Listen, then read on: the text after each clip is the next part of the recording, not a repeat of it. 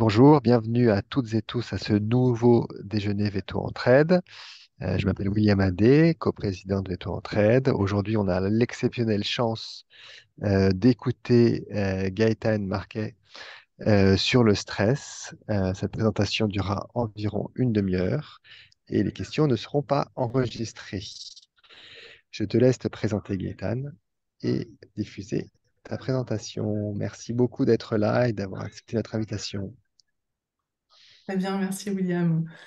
Je vais mettre en diaporama. Voilà,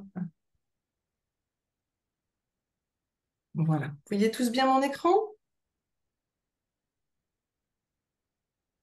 Parfait. Eh bien, écoutez, bonjour à tous.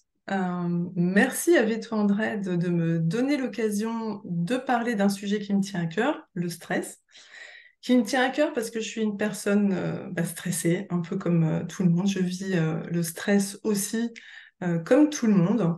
Et je crois qu'il y a encore un an, j'aurais été, par exemple, incapable de faire le webinaire d'aujourd'hui. Donc voilà, je connais bien le stress.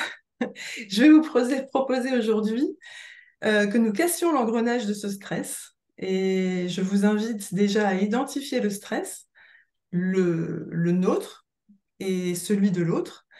Je vais vous inviter à considérer le stress comme une invitation à s'adapter en situation. Et puis, nous terminerons par adopter des attitudes qui n'aggravent pas le stress de l'autre aussi en situation, pour pouvoir gagner en dialogue avec l'autre, tout simplement. Alors tout d'abord, je me présente. Euh, je suis vétérinaire de formation. J'ai exercé pendant 13 ans en clinique canine, dont 8 années en libéral dans ma propre clinique, dans le 62 à Languenès. Puis j'ai été chef de produit et responsable commercial dans 2 entreprises sur le marché vétérinaire, et ça aussi pendant 13 ans. Puis je me suis réorientée vers du coaching, et je suis désormais depuis plus d'un an coach de propriétaires d'animaux de compagnie, euh, pour tout simplement les propriétaires qui sont désireux de gagner en harmonie avec leur animal. Pour cela, je suis retournée à l'université, j'ai donc passé un DSU de coaching, et puis j'ai complété cette formation initiale par une formation en approche neurocognitive et comportementale, et c'est justement cette formation-là qui m'a donné envie de aujourd'hui partager avec vous cette approche, notamment du stress. Alors, je vais mettre tout de suite des limites à ce webinaire. C'est pas une formation en ANC, c'est réellement pour moi l'occasion de partager ce que ça m'apporte au quotidien, ce que ça change dans ma pratique auprès des propriétaires d'animaux de compagnie. Et c'est plus une invitation à considérer le stress autrement et peut-être une proposition d'aller plus loin en consultant notamment les liens, les ouvrages que je vous conseille donc en fin de webinaire. Donc l'ANC, tout d'abord, c'est quoi l'ANC? L'approche neurocognitive et comportementale, c'est une approche qui s'inscrit dans la troisième vague des thérapies cognitives et comportementales, ce qu'on appelle la vague émotionnelle qui est arrivée dans les années 80. La première vague s'attachait au comportement problème, la deuxième vague plus à la pensée inadaptée. Cette troisième vague fait une part belle à l'émotion, au ressenti, et va notamment se concentrer sur l'attitude avec laquelle on aborde une situation. On va appeler ça un peu la psychologie de l'attitude, de l'état d'esprit. Et vous allez comprendre au fil des slides que plutôt que de chercher directement la résolution du problème en situation, eh bien l'ANC va se focaliser sur l'état d'esprit avec lequel nous abordons cette situation. L'ANC, donc, est assez pluridisciplinaire et intègre l'apport des neurosciences. Et c'est vrai que l'ANC, donc, est fort thérapeutique, fort dans l'approche, dans la relation d'aide, mais va même plus loin, va jusqu'à la compréhension des mécanismes cérébraux qui gouvernent une personne, et l'ANC modélise pour une meilleure compréhension de ce qui nous motive, de ce qui nous anime au quotidien. L'initiateur de l'ANC et de la thérapie qui en découle, donc la thérapie neurocognitive et comportementale, eh bien, l'initiateur, c'est le docteur Jacques Fradin, qui est fondateur de l'Institut de médecine environnementale, qui a été créé en 87 et qui est donc un organisme de recherche, mais aussi un organisme de J'étais bien à l'avance, hein. formation Il m'avait dit de revenir à 14 heures. et de conseil. Guillaume, il vaut mieux fermer son micro. Merci. Pourquoi me suis-je formée à l'ANC? Eh bien, pour mieux comprendre mon client déjà, mieux comprendre ses motivations, élargir mes compétences de coach, des outils, une meilleure méthodologie, et surtout appréhender différemment le stress. Comme je vous ai dit, je suis une personne stressée, donc c'était intéressant de me pencher sur ce stress, les mécanismes du stress, pour pouvoir gérer mon stress et pourquoi pas gérer le stress de l'autre en interpersonnel. Et c'est justement ce que je me propose de vous partager, donc cette expérience et en quoi ça m'a convaincu l'ANC à propos de l'approche du stress, dans les slides suivants. Donc le stress comme en tant que vétérinaire, nous connaissons bien le stress, le mécanisme de stress avec les catécholamines, avec le cortisol qui apparaît dans la phase de résistance. C'est réellement vraiment une réponse adaptative, une réponse immédiate lorsque le cerveau perçoit un risque pour la survie, un manque, une menace, et le cerveau dégaine 3 programmes de stress que l'on peut qualifier de flight, fight ou freeze, et selon qu'il y aura activation de l'action ou selon qu'il y aura inhibition de l'action, eh bien, on va avoir des profils réactionnels différents. Par exemple, on a ce chat-là que nous avons. Bon, c'est une image. Si on le voyait en vidéo, on pourrait voir quelles sont ses intentions. Est-ce que c'est plutôt la course effrénée ou si c'est plutôt en fait une mise en tension pour une attaque? Et si on avait un stéthoscope, on percevrait avec ses battements cardiaques que s'il s'accélère, ce rythme cardiaque, eh ben, il va plutôt basculer en flight, en fuite. Et si on voit qu'il est plus à ralentir son battement cardiaque, c'est qu'il se prépare à l'attaque et qu'il se prépare à la lutte, à intimider, à impressionner son agresseur pour être en agression défensive. Nous avons la souris à côté qui a un 3e programme, qui est le programme freeze, inhibition de l'action. Quand il y a finalement un rapace qui passe dans le ciel, la souris va s'immobiliser pour faire la morte, pour se fondre dans le paysage. Si on la prenait en vidéo, ben on ne verrait rien de particulier, rien ne bouge. Et si on mettait un stéto, eh bien en fait, on n'entendrait quasiment rien. La fréquence cardiaque devient quasiment inaudible. Donc on a vraiment 3 programmes de stress, 3 programmes de stress que nous ressentons aussi au quotidien, mais pas quand nous sommes réellement menacés. Dans 90% des cas de stress que nous ressentons, que nous vivons, c'est du stress psychologique, c'est du stress d'origine subjective ou cognitive. C'est comme si finalement notre cerveau n'arrivait pas à distinguer une vraie menace pour notre survie et une simple contrariété. Eh bien, pour l'ANC, ce stress est à considérer comme un signal d'erreur de stratégie. Eh bien, son apparition, le fait qu'il n'y a finalement pas de lion dans notre environnement et le fait qu'on soit en stress nous signifie que, eh bien, il y a peut-être d'autres manières d'aborder de manière plus optimale en fait la situation pour gagner en efficacité ou même tout simplement en confort psychologique. Alors, je vous explique ça avec le modèle de compréhension ANC. Dans une situation que le cerveau juge simple, connue, eh bien, le cerveau va utiliser son mode mental automatique. C'est-à-dire qu'avec ces territoires cérébraux automatiques, notamment le limbique, il va finalement déployer sa réponse automatique dans ces situations. Donc, dans 80-90% des situations, par exemple, quand je me brosse les dents ou quand je mange ou quand je conduis, eh bien, évidemment, je ne vais pas penser à chaque mouvement et à chaque façon de m'adapter à cette situation totalement simple et connue que je maîtrise. C'est bien, c'est fiable comme réponse, ça donne un sentiment rassurant de maîtrise consciente, c'est assez rapide et c'est peu énergivore. Donc, finalement, ça me convient bien pour la majorité des situations. Maintenant, quand mon cerveau perçoit une certaine complexité, une certaine nouveauté, eh bien, normalement, il bascule en mode mental adaptatif. Ce mode mental adaptatif fait que il va être plus créatif, il va innover, il va anticiper les événements et c'est ce qui va nous permettre de nous adapter à la complexité et à la nouveauté. Maintenant, ce mode mental adaptatif ne s'impose pas par rapport au mode mental automatique.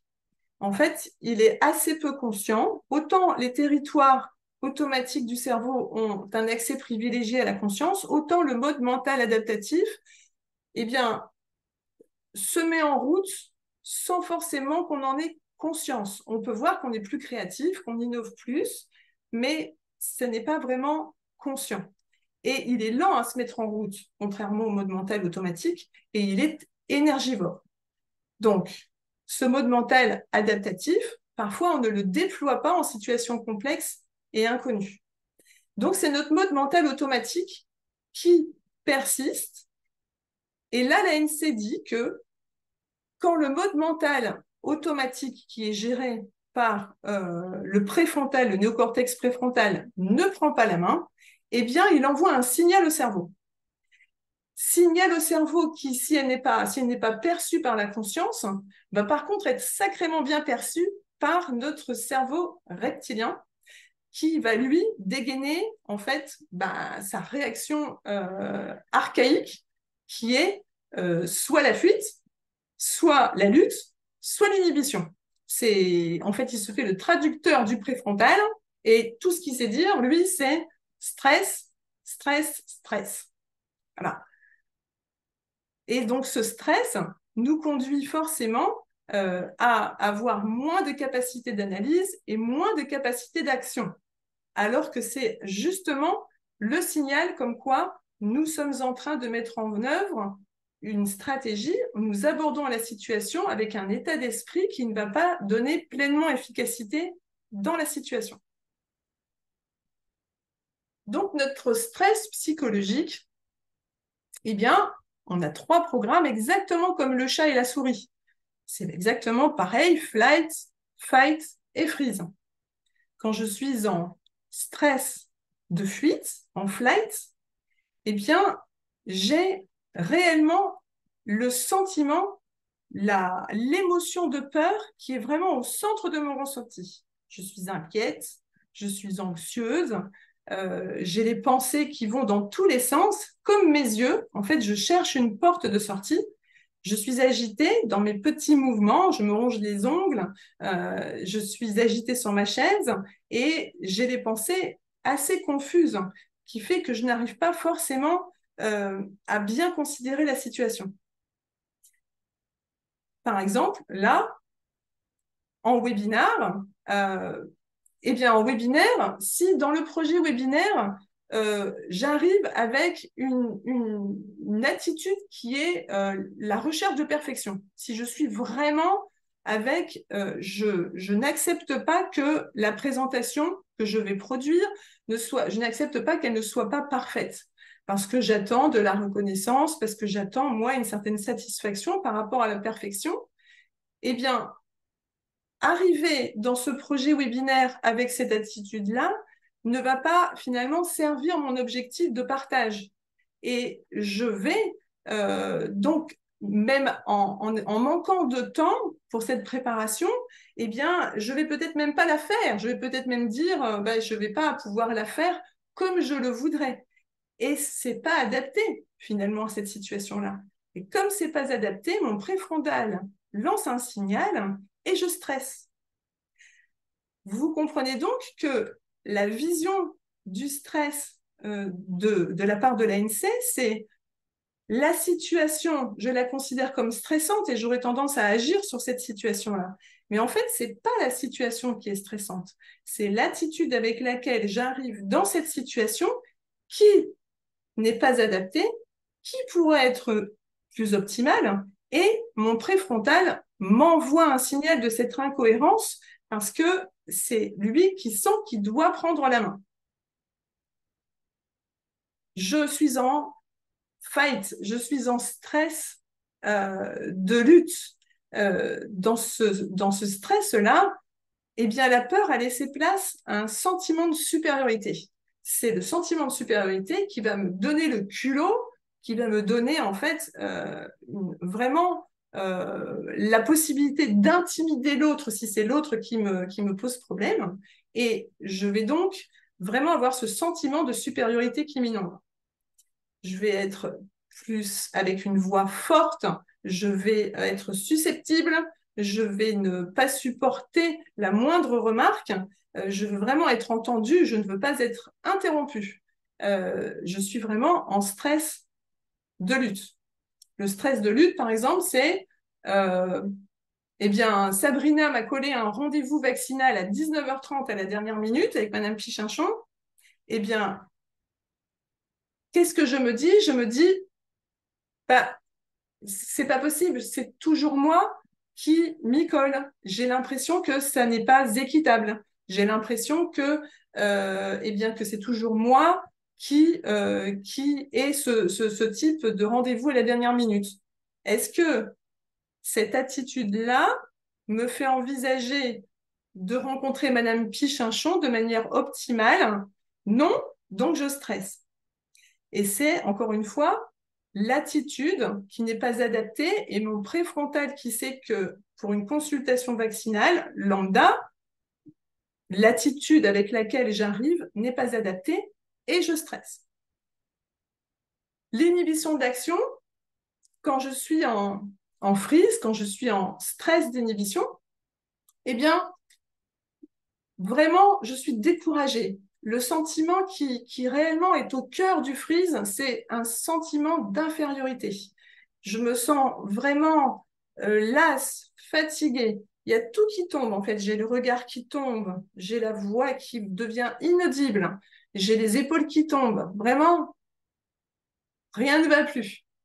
C'est, par exemple, la 10e fois que je dis à mon fils la même chose, ça fait 10 fois qu'il ne comprend pas. Est-ce que je suis dans la bonne attitude pour faire face à la 11e fois? Est-ce que finalement j'arrive avec la bonne attitude en situation? Non, je stresse.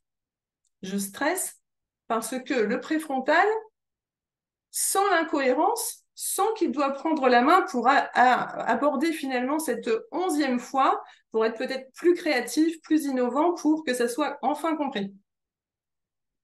Et donc ce stress-là est vraiment très, très, très perturbant pour nous parce que c'est le stress où on a besoin de l'autre, on a besoin d'aide, on a besoin d'écouter, d'être écouté, on a besoin de se plaindre, en fait. Et parce qu'on a l'impression qu'on ne peut pas s'en sortir seul. Les deux autres formes de stress, eh bien, pour le flight, ce sera vraiment une recherche de porte de sortie, une recherche en fait d'échapper à la contrainte. Et pour le fight, ce sera vraiment une recherche de dominer, contrôler cette situation qui nous échappe. Alors pourquoi restons bloqués en mode mental automatique? Parce que finalement, c'est ça. On stresse parce que le préfrontal réalise qu'on est resté bloqué en mode mental automatique. Parce que le mode mental automatique est confortable. C'est notre mode qui est basé sur des choses apprises, surapprises, sur les valeurs qu'on nous a transmises, sur nos préférences, sur nos habitudes. Et c'est finalement nous, c'est notre manière de nous comporter dans notre environnement. C'est ce qui définit la base de notre tempérament. Donc, on y est attaché et il est confortable, il est fiable, il a fait ses preuves par ailleurs dans d'autres situations. On a finalement des expériences qui nous ont prouvé qu'il était efficace. Donc, on a tendance à avoir envie de rester dans cette sécurité de fonctionnement. Et l'ANC donc montre 6 dimensions de ce mode mental. La routine d'abord, on est attaché à nos habitudes, ces habitudes qui fait que on est un peu frileux face à la nouveauté. Donc, on ne cherche pas la nouveauté dans une situation. La persévérance qui nous donne finalement l'énergie d'aller coûte que coûte contre vents et marées pour continuer notre habitude, mais au risque d'être obstiné et de peut-être refuser le changement inéluctable. On a tendance à simplifier aussi avec ce mode mental. Hein, finalement, rapidement, on dit que c'est noir ou blanc. Et si on décide que c'est noir, eh bien, on va dégainer le comportement habituel dans une situation noire. C'est basé sur nos croyances aussi, sur finalement tout ce qu'on prend pour certain, sur ce qu'on considère comme la réalité. À défaut, parfois, eh bien, on va persévérer dans finalement une croyance qui va nous limiter dans notre perception de la situation. Il y a une dimension aussi d'empirisme, c'est-à-dire qu'on est attaché aux expériences passées, à ce que ça a donné, et on ne voit pas pourquoi est-ce qu'on va se donner le temps de la réflexion pour trouver autre chose. On aime bien les recettes toutes prêtes, c'est rapide, c'est fiable d'habitude, donc on continue. On ne va pas prendre ce temps, cette perte de temps pour une réflexion. Et puis, il y a le côté image sociale, c'est-à-dire que, eh bien, on sait ce que le groupe attend de nous, on aime bien avoir finalement notre place dans ce groupe et le regard de l'autre a vraiment un poids sur notre comportement et c'est ce qui nous fait maintenir aussi notre mode mental automatique. À l'inverse, le mode mental adaptatif, eh bien, est tout autre. Il permet de s'ouvrir à la complexité, à la nouveauté et d'accepter la non-maîtrise, d'accepter que les choses sont assez relatives et floues et que il faut quand même se positionner et s'adapter toujours en n'ayant pas l'entièreté des informations pour finalement quand même décider. Donc, le mode mental adaptatif, pardon, va être curieux. Il va s'attacher à chercher finalement la petite nouveauté qu'on n'a pas perçue dans la situation et qui fait que cette situation est différente d'une autre. Le mode mental adaptatif, c'est aussi de la souplesse. C'est-à-dire, eh bien, cette réalité-là, je ne vais pas m'obstiner, je vais plutôt l'accepter sans me résigner, mais je vais quand même déjà l'accepter. Je ne vais pas m'obstiner à un refus de la réalité. Je vais y chercher des nuances. C'est-à-dire que je ne vais pas dire blanc ou noir, je vais voir toutes les nuances de gris. Je vais aussi faire preuve de relativité, être conscient que mon point de vue est assez relatif, limité, ma perception, ma vision du monde est finalement assez étriquée et je peux peut-être avoir tendance à aller chercher sous un autre angle de vue s'il n'y a pas autre chose que je peux percevoir.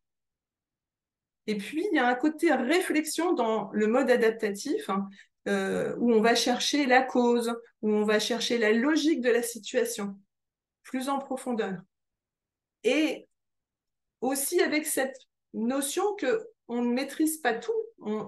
Finalement, l'ensemble, il y a un certain flou qui persiste. Et on va néanmoins devoir prendre une décision, faire preuve d'opinion personnelle dans la situation pour finalement trancher. Et tout ça peut être remis en question à tout moment. Et vous allez me dire, mais ça, c'est moi, vétérinaire. Je suis curieux quand je suis face à un animal, je suis curieux, je cherche tous les signes concernant une pathologie possible. Je fais preuve de souplesse, c'est-à-dire que je ne vais pas m'obstiner sur un traitement quand je vois qu'il ne marche pas. Je vais faire preuve de nuance pour essayer de voir si c'est une cholangite ou autre. Euh, je vais relativiser aussi. Je vais bien me rendre compte que je suis peut-être généraliste et pas forcément spécialiste et je vais peut-être faire appel à un confrère. Je fais preuve de réflexion dans mon diagnostic différentiel. J'essaye vraiment de mener une réflexion logique par rapport à toutes les données que j'ai de la situation. Et puis au final, je vais prendre une décision. Je vais faire preuve d'opinion personnelle dans mon traitement au vu de tout ce que j'ai récolté comme information. Oui, c'est vrai, dans la pratique professionnelle, c'est possible que l'on mène une démarche de ce style-là. mais pas dans notre façon d'aborder le quotidien de manière générale, où notre mode mental automatique a tendance à gérer le quotidien. Et les petites nuances du quotidien nous échappent, et quand il y a une situation imprévue, plus complexe, eh bien, on bascule en stress parce que le préfrontal nous indique que notre attitude n'est pas cohérente avec la situation. Et en tout cas, on pourrait gérer différemment en le laissant prendre la main. Donc, comment faire?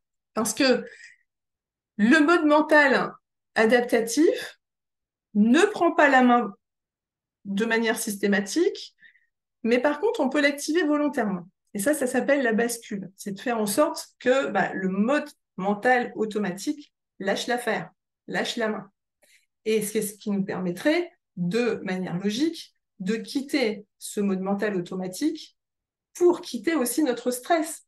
Parce que le mode mental adaptatif, ce qui est bien, c'est que quand il prend la main, le préfrontal, il a aussi la possibilité de réguler l'émotion, le fameux signal qu'il a envoyé. Et c'est ce mode mental adaptatif qui fait que nous n'allons plus stresser dans la situation, parce qu'il a pris la main. Et le fait de basculer en mode adaptatif, donc, permet de quitter ce stress. Alors, petit exercice. Comment basculer en mode adaptatif? Eh bien, on va se recentrer sur soi-même avec un exercice qui permet de faire un petit auto-check de notre état intérieur au moment du stress. Alors, vous allez me dire, oui, mais Gaëtane, il y a un lion dehors. Je stresse. Il y a un lion. Ma concentration, mon attention est focalisée sur l'extérieur. Je suis stressée. Oui, mais depuis les dernières slides, vous savez qu'il n'y a pas de lion et que comme il n'y a pas de lion et que vous stressez, eh bien, le lion, il est peut-être tout simplement à l'intérieur et que l'incohérence est effectivement à l'intérieur. Alors, on va déjà jeter un coup d'œil à l'intérieur. Alors, notre vécu en stress a finalement 3 dimensions. Une dimension très émotionnelle, une dimension cognitive et une dimension comportementale. Alors, voyons un peu, par exemple. Là, Sabrina, qui m'a pris un rendez-vous à la dernière minute à 19h30, un rendez-vous vaccinal avec Madame Pichinchon, qu'est-ce qui se passe dans mon corps maintenant? Eh bien, je suis tendue. Je sens vraiment que je suis très tendue. Je sens que j'ai mon cœur qui ralentit. Je sens que j'ai le regard qui est fixe. Je sens que vraiment, je m'énerve, quoi. Ça, je le sens bien. Alors, je m'énerve, c'est de l'énervement. OK, alors, finement, c'est quoi? Là, on dégaine sa petite main parce qu'on a toujours une main de disponible. C'est quoi comme émotion? C'est d'énervement. OK, mais de manière plus précise, de manière plus fine. Je me sens frustrée. Frustrée parce que quoi? Frustrée que je m'y colle toujours, quoi. Je m'y colle toujours à 19h30. Et l'intensité de cette émotion-là que j'ai, eh ben, 6/10, à peu près. Je suis quand même pas bien. Je suis pas bien. Je suis pas en confort psychologique, là. Quelle est la pensée que j'ai dégainée, là? Je me fais toujours avoir. Je me fais toujours avoir. C'est ma pensée pop-up qui s'impose dans ma tête quand je ressens ça. Et ce que j'ai tendance à faire, c'est m'énerver. Et m'énerver, eh bien, Madame Pichinchon n'y est pour rien. Et je vais peut-être pas forcément être dans un état optimal pour traiter cette situation-là de vaccin avec Madame Pichinchon. Donc, c'est quand même tout ça est lié. Et le fait d'avoir fait ce check, qu'est-ce que ça m'a apporté en fait? Exploration, curiosité, nuance, réflexion, prise de recul. Ça sent un peu le préfrontal, non? Donc, j'ai commencé à basculer. J'ai commencé à basculer parce que j'ai pris le temps de me recentrer sur moi-même et de finalement effectuer un check et accepter finalement cet état de fait. Je suis stressée, effectivement. Je sens que j'ai une valeur qui est touchée, là. J'ai l'impression que c'est peut-être une notion de justice ou d'équité qui est touchée. Et ça me met dans une situation difficile pour moi. Alors moi, je dégaine dans ces cas-là des petits tips, des petits trucs qui me viennent en tête et qui me coupent mon stress. Quand j'entends je me fais toujours avoir, le toujours, déjà, il sonne bien la simplification, non? Donc, toujours, déjà, ça me fait dire que, voilà, je manque de finesse dans l'histoire. Et puis, j'ai une autre petite astuce pour couper mon stress, c'est est-ce si grave? Le est-ce si grave, moi, me coupe. Quand je suis vraiment énervée, le est-ce si grave me coupe. Et je n'essaye même pas d'y répondre, en fait. C'est juste une remarque qui me fait basculer d'attitude. C'est encore une fois, je cherche pas une solution, euh, je cherche pas un résultat particulier, je cherche un changement d'attitude de ma part. Si je veux aller plus loin, si je veux aller plus loin dans la démarche, c'est, je pense, je me fais toujours avoir. Mais qu'est-ce que je pourrais penser à la place? Qu'est-ce que je pourrais penser à la place finalement? Ben, je pourrais penser à la place que, par exemple, eh bien, la seule façon d'avoir Madame Pichinchon comme cliente, bah, c'est de la prendre à 19h30 parce qu'elle est occupée toute la journée comme moi. Et moi, quand j'ai envie d'avoir un rendez-vous chez le pédiatre avec mon fils, eh ben, je suis bien contente que mon pédiatre aussi me prend à 19h30. Et puis peut-être que, qu'est-ce que je pourrais me dire d'autre? Bah, que Sabrina, finalement, elle sait que Madame Pichinchon, elle veut passer avec moi. Et que moi, je m'en vais en vacances à la fin de la semaine. Et que ben, c'est peut-être pour ça que Sabrina a mis ce rendez-vous à cette heure-là. Qu'est-ce que je pourrais penser d'autre? Je pourrais penser d'autre que la consultation de fin de journée, si c'est une consultation vaccinale, bon ben, c'est mieux qu'une urgence aussi, à 19h30.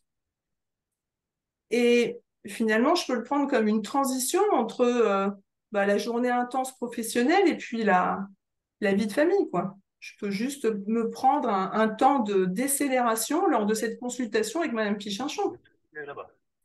Et toute cette démarche-là, au début, c'est difficile à la voir. Les pensées ne viennent pas tout de suite parce qu'on est bloqué sur je me fais toujours avoir.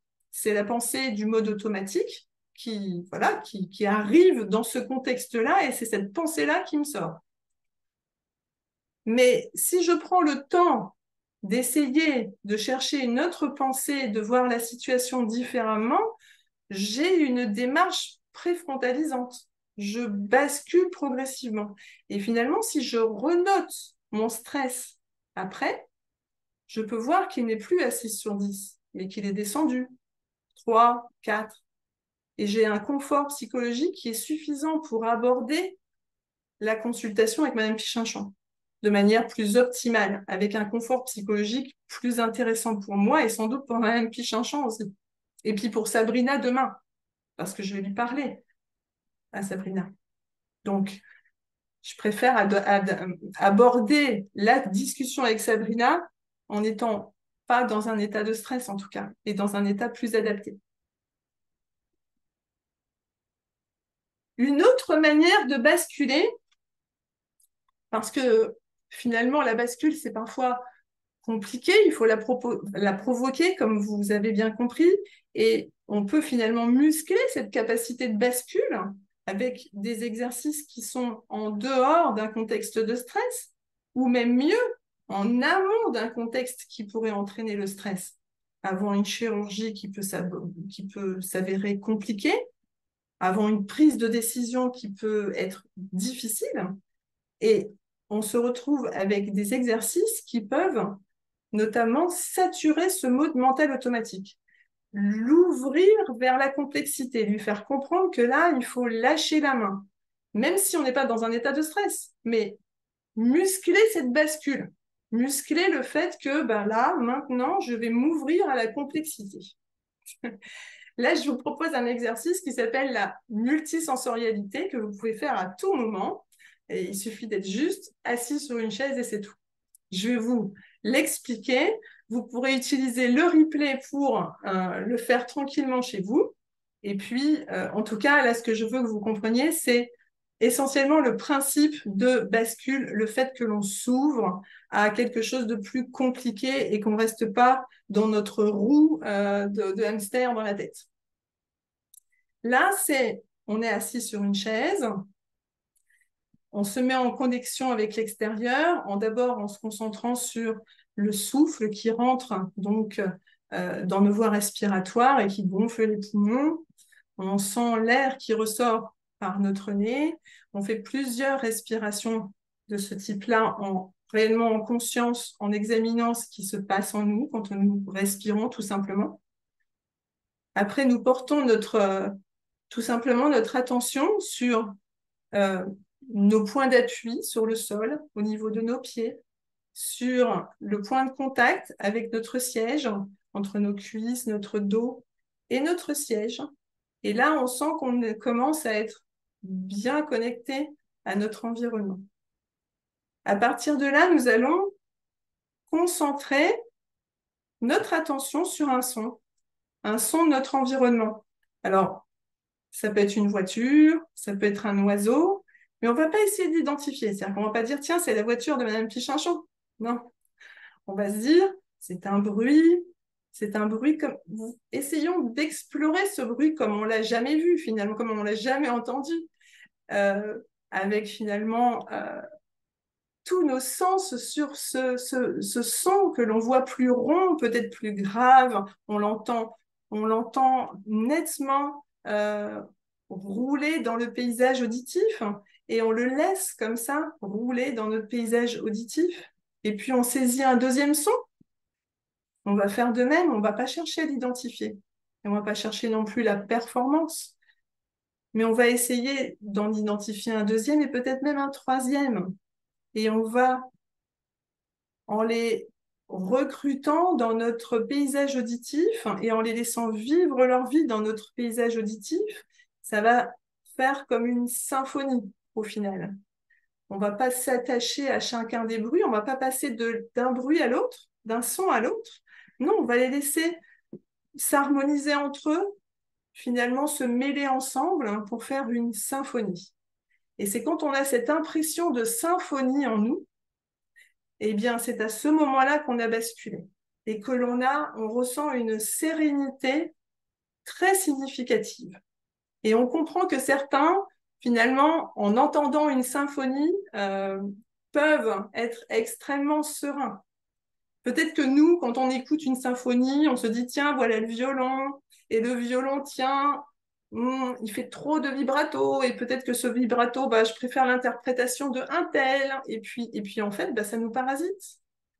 Alors que certains entendent tous ces sons se mêler et former une symphonie extrêmement préfrontalisante, extrêmement sereine, tout simplement. Et c'est cet exercice-là que vous pouvez faire à tout moment, bon, un petit peu quand vous êtes en stress ou en amont d'une situation que vous allez qualifier de stressante, mais vous avez compris maintenant que ce n'est pas la situation qui est stressante, mais bien l'attitude avec laquelle vous abordez cette situation qui n'est pas cohérente. Donc, vous pouvez effectivement faire ces exercices-là à tout moment et c'est ce qui permet de muscler cette bascule, la faire en conscience, l'activer volontairement pour arriver à cette démarche d'aborder les situations de manière adaptative. Et c'est ce qui nous permet notamment d'aborder le stress de l'autre, de faire face au stress de l'autre. L'ANC préconise une stratégie qui s'appelle la gestion relationnelle du stress. Et ça commence par ne pas aggraver le stress de l'autre. Là, par exemple, c'est Madame Pichinchon qui est au comptoir et qui exprime son mécontentement parce qu'elle avait rendez-vous à 17h30 et qu'il est 17h50. Et elle veut se faire entendre. Elle est en plein stress de lutte. Alors, comment faire avec Madame Pichinchon? Déjà, arriver calme, pas en stress. Ça, c'est la première des choses. Et puis, ne pas chercher à la dominer.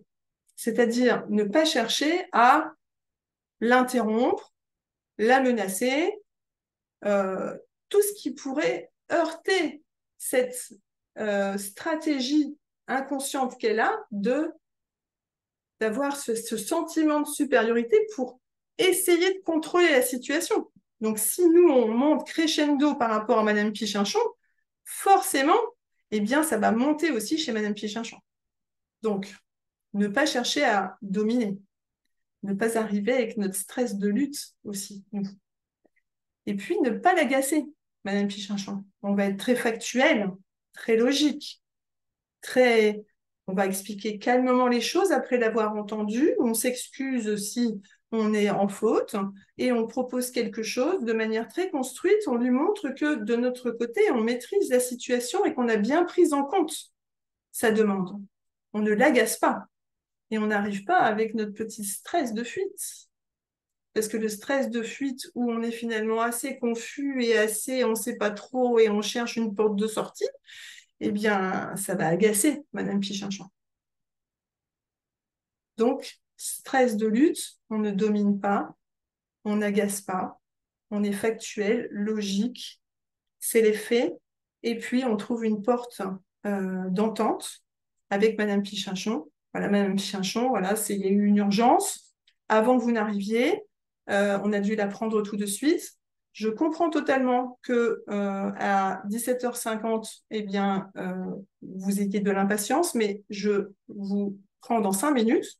Sabrina va vous accompagner en salle de consultation. Je vous rejoins dans 5 minutes, Madame Pichinchon, j'ai bien compris. Ici, face au stress de fuite, eh bien, on va commencer par ne pas aggraver en contraignant ou en donnant l'impression qu'on agresse. Voilà. Donc, on ne va pas arriver avec notre stress de lutte, hein. On a bien compris, on arrive calme, et puis on va essayer de ne pas contraindre, de ne pas agresser. Voilà. Là, c'est par exemple Madame Pichinchon, voilà, c'est une consultation où, a priori, il va peut-être y avoir une décision d'euthanasie, et on voit Madame Pichinchon ben, qui fuit la décision, bien sûr. Et puis, elle cherche une porte de sortie, vous savez maintenant. Elle cherche une porte de sortie. Donc, si on arrive, nous, avec notre petit stress de lutte en disant, moi, j'ai qu'une demi-heure pour la consultation, donc c'est maintenant ou jamais, Madame Pichinchon, hein, on va se décider. Là, c'est sûr que Madame Pichinchon, son stress va être décuplé. Elle va être complètement confuse, de plus en plus désorientée, et elle ne va pas réussir à prendre une décision, ou alors elle prendra une décision sous la contrainte et son expérience sera catastrophique. On ne va pas l'agresser non plus, c'est-à-dire qu'on ne va pas la menacer, on ne va pas lui dire, bah, écoutez, Madame Pichinchon, si vous ne décidez pas, de toute façon, ce sera mon collègue, et vous savez comme Kiki stresse avec mon collègue. Donc c'est maintenant. Donc on va plutôt l'accompagner. On va plutôt reprendre le fil depuis le début.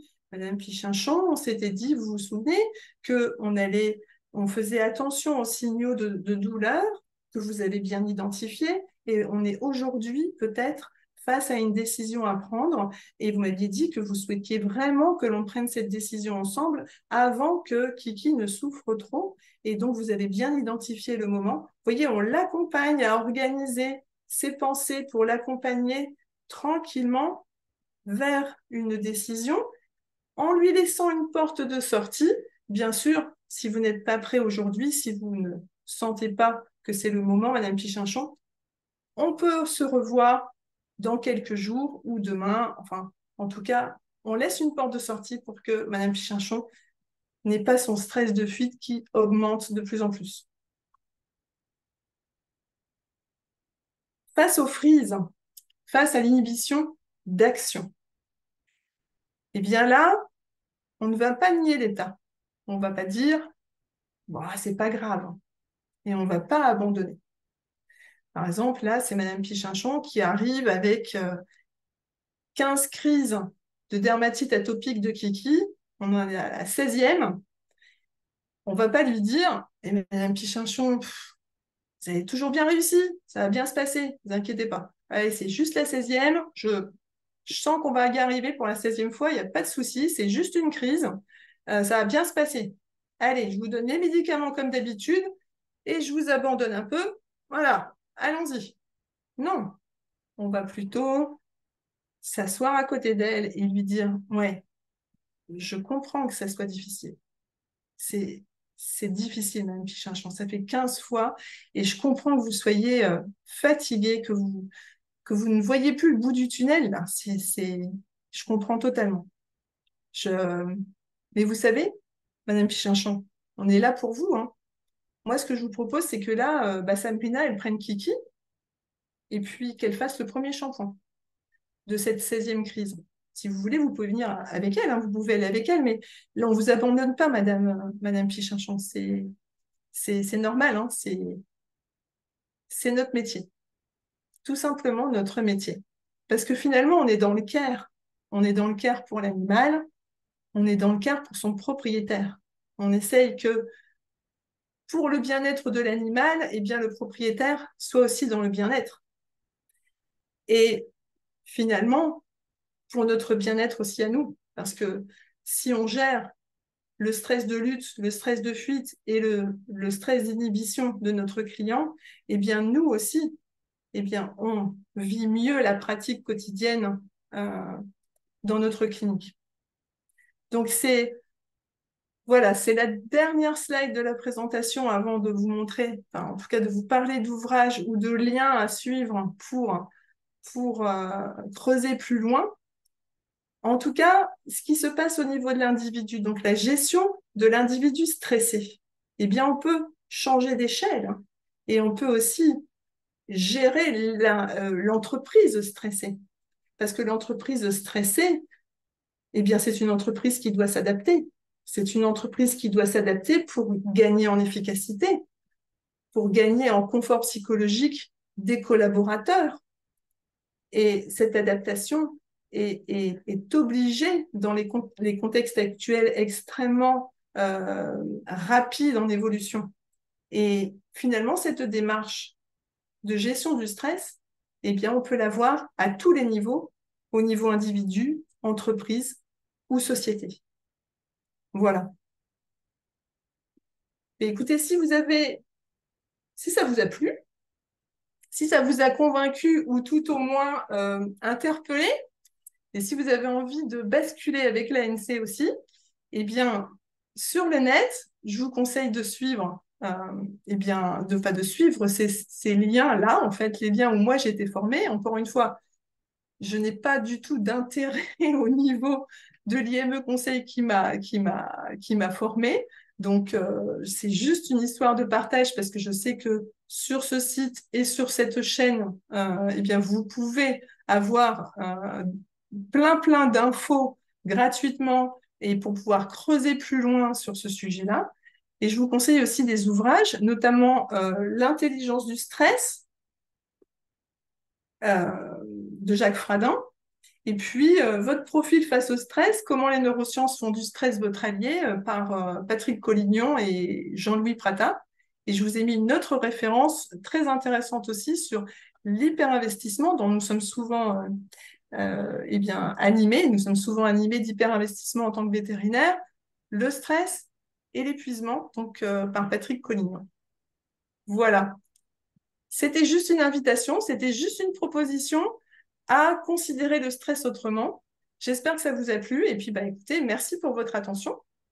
Et puis, je suis prête pour les questions.